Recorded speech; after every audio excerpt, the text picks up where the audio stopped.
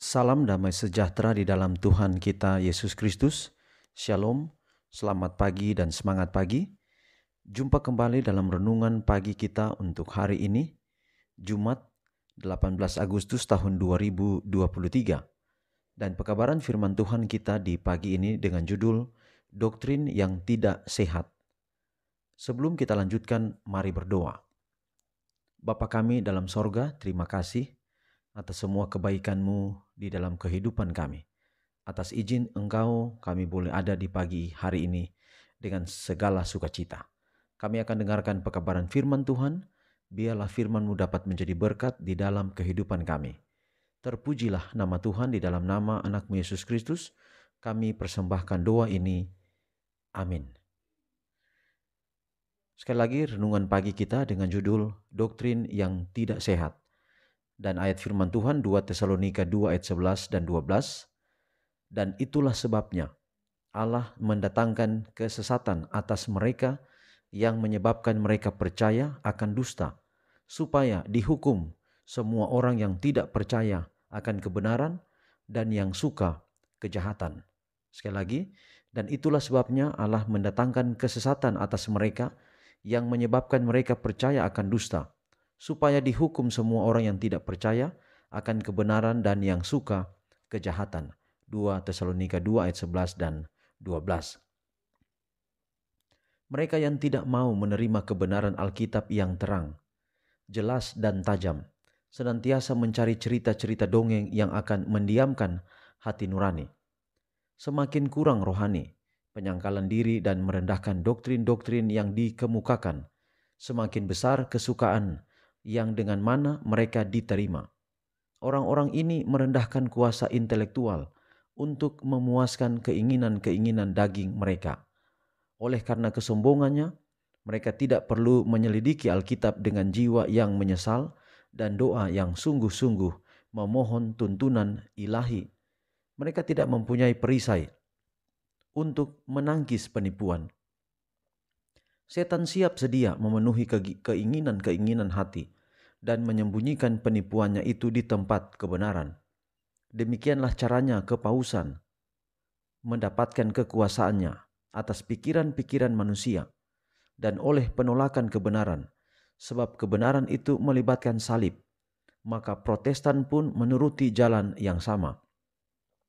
Semua yang melalaikan firman Allah, mempelajari kenyamanan dan politik agar mereka tidak mempunyai perbedaan dengan dunia ini, akan dibiarkan menerima bidat atau ajaran yang sesat yang terkutuk gantinya kebenaran agama. Setiap bentuk kesalahan yang dapat dipikirkan akan diterima oleh mereka yang dengan sengaja menolak kebenaran. Ia yang memandang ngeri suatu penipuan akan dengan mudah menerima yang lain. Rasul Paulus berbicara mengenai sekelompok orang yang tidak menerima dan mengasihi kebenaran yang dapat menyelamatkan mereka, menyatakan, dan itulah sebabnya Allah mendatangkan kesesatan atas mereka yang menyebabkan mereka percaya akan dusta, supaya dihukum semua orang yang tidak percaya akan kebenaran dan yang suka kejahatan.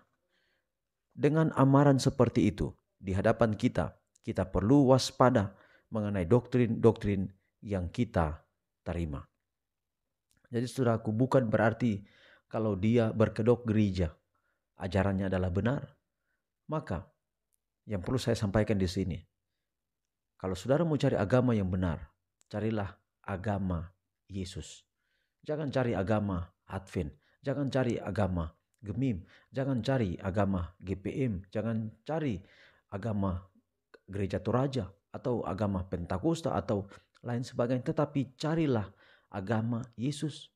Apa yang Yesus buat dicatat dalam Alkitab. Jangan pernah kita menolak isi Alkitab.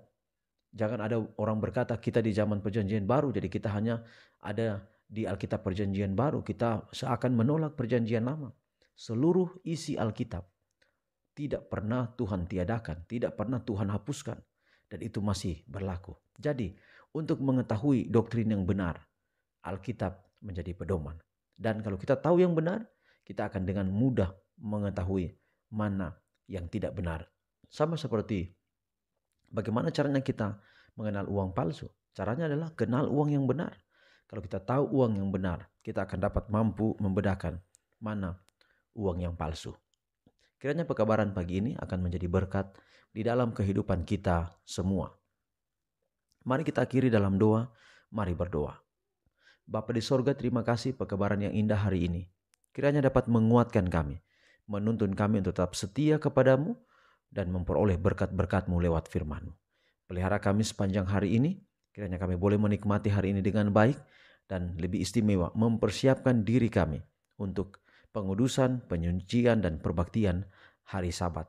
Kami sudah berdoa dalam nama Yesus Tuhan dan Juru Selamat kami. Amin. Saudaraku yang kekasih, demikian pekabaran pagi ini. Sampai jumpa besok. Tuhan memberkati kita semua. Shalom.